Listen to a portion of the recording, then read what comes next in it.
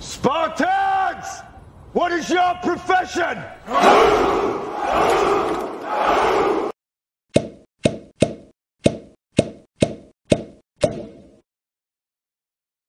I just do eyes. It's just eyes. Alright, so now we're ready to do the final stage of the coating on this. And to do this, we're going to need just a few simple tools. Now, I like to use this rotating stand, and this one you can actually put batteries in it, but it works just with you know, the lights will and so what I like to do is take this little guy, put him up here, and then I have a rotating piece. And after I've mixed my resin, I take small amounts. I'll like drop a few drops here, let it flow down, and then start smoothing it out and smoothing it out and smoothing it out until, you know, I coat the entire thing. And then in a few minutes, do the same process again. A couple of drops, smooth it out, smooth it out. Now some people will tell you just, you know, drop it and, you know, just smooth it and let it flow down by itself. Here's the problem. I've found that when you use that technique, sometimes you get little gaps in the coverage and it looks splotchy and it's, you know, it doesn't look very natural. I found this method by trial and error that if you just rotate the piece and slowly push the material as it's flowing down, you'll get a much smoother, even coverage, and you can go backtrack and find those little gaps and cover them up and smooth them down. Usually when I'm doing an eyeball, I just don't do one. I'll do about 5 or 6 and have them all set up, mix my quantity, because you really don't need a large amount to do this. It's a few drops every, you know, few minutes.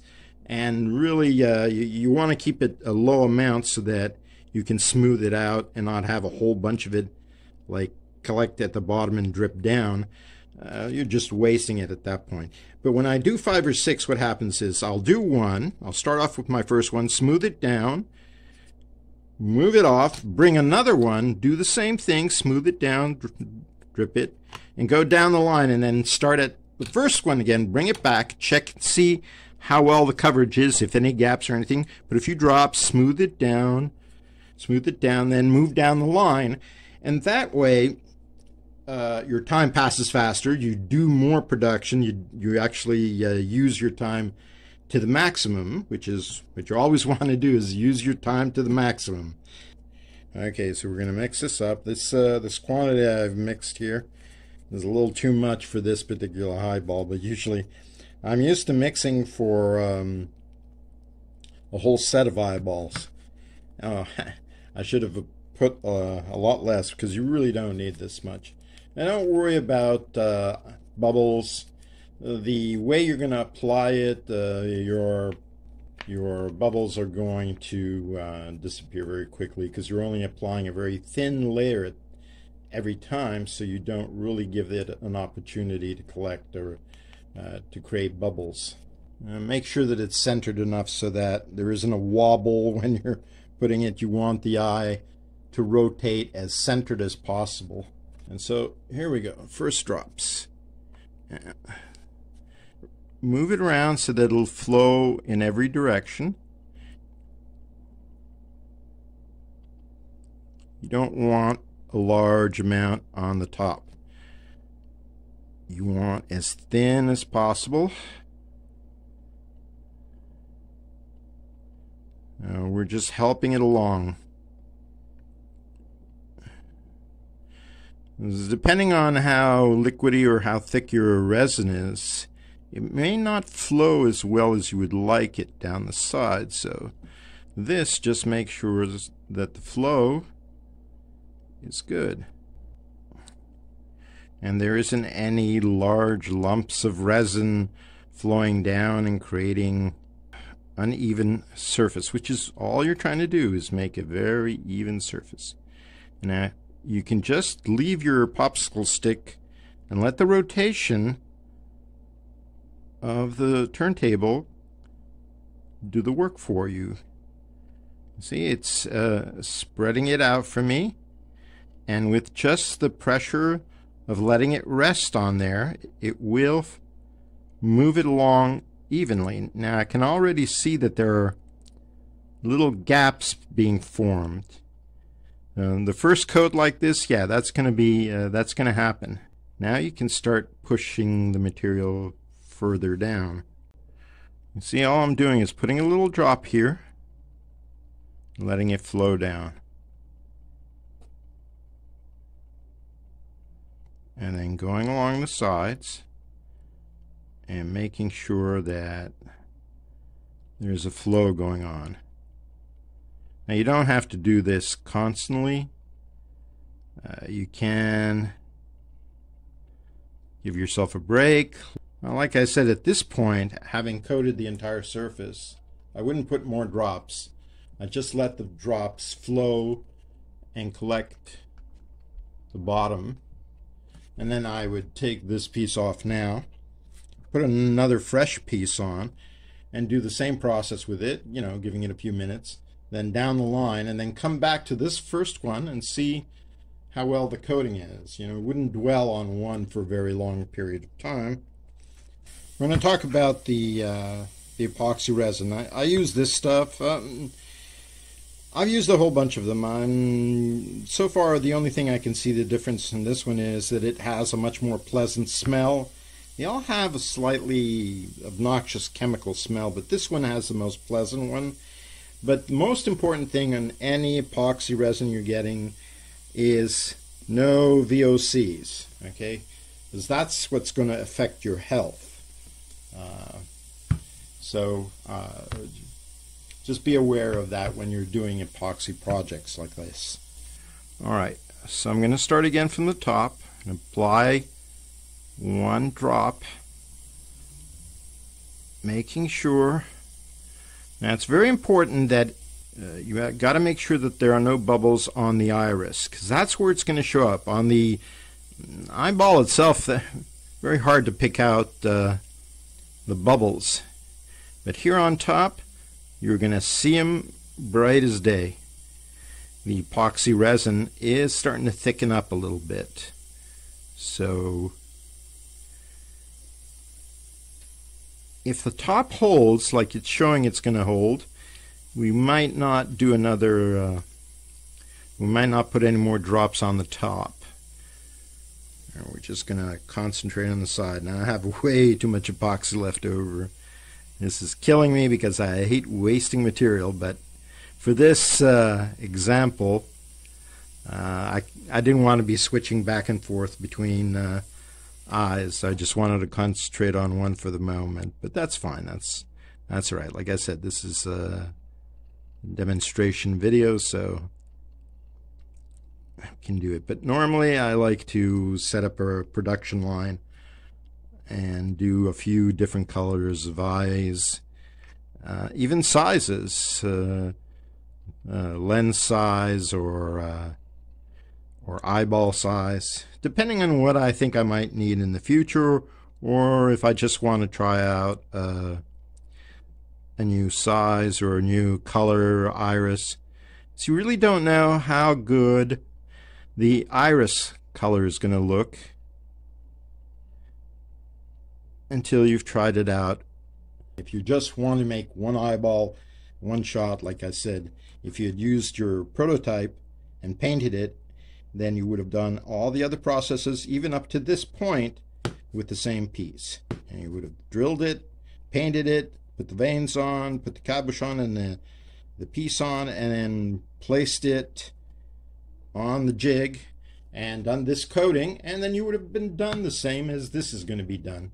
And then you could have just said, oh, one and done. But that's not the way I like to do things. I like making molds. I learned a long time ago that you can produce a single item, but if it's really good, and then you go and you give it away, or you sell it, or it breaks, or something down the line, you're going to look back and go, oh, damn, I wish I'd made a mold of that. Then I would never have to worry about all these other things happening to it. I would have the mold. I could produce a piece out of it. That's why I love molds. Now that I've talked for 5 minutes straight, we'll go back and see what's going on with this. It seems to be okay. I'm just checking for bubbles and making sure that the coating is as clear and as nice as possible. Because all I'm doing now is checking for irregularities, lumpiness, and gaps. We're going to just let this sit here rotating, and we'll come back in a few minutes and check and see if it needs any more touch-ups. I've checked it and it seems to be alright. Cover it up because it's not for the smell. The smell is barely noticeable, and like I said, it's not it's got no VOCs, so you're good there. But what you want to prevent now at this point, it's very critical, the least amount of dust and particles and stuff, and even little insects and whatever, unless you want that effect. But you want to cover it up and keep the surface as clean as possible for 24 hours, because that's about how long this stuff takes to really harden. And we're just going to push it to the side, turn off the lights, and this little doodad will stop rotating, and we'll come back to it tomorrow. All right then. Okay, so while we're waiting for the other eyeball to dry, we're going to take a look at this guy. This guy here, I just put them together with the extra I had left over in my mixing pot. So I just whipped these up to show the difference between doing it carefully and with a certain technique, and what not to do. Basically, the do's and the don'ts. Okay, so if you look here now, you'll see that this one here is nice and smooth with that small bulge that indicates the lens of the eye. And for my demonstration here, I didn't put any veins, so no threading, just straight pour after I put the picture in the lens, the cabochon glass lens on. You see this one, the lens isn't, it's just sitting a little too high. The resin is, I put it on in clumps without spreading it carefully, or applying it later on too much in one place or another, and not allowing it time to flow and spread, and and not helping it spread out evenly. So this one here looks very nice, very almost perfect. And if you don't want to put, if you're planning to make doll eyes, you wouldn't want the veins so much, unless you were making a very strange doll. You wouldn't want those veins on. So, oh yeah, there is one thing I wanted to bring up before we show the final piece. When you are making, at this point, before you put the lens in, when you are making the veins, like I said, you can do it totally without veins, or there is another option I didn't cover, because not my favorite option, is to go in with a paintbrush and draw in very thin red lines yourself.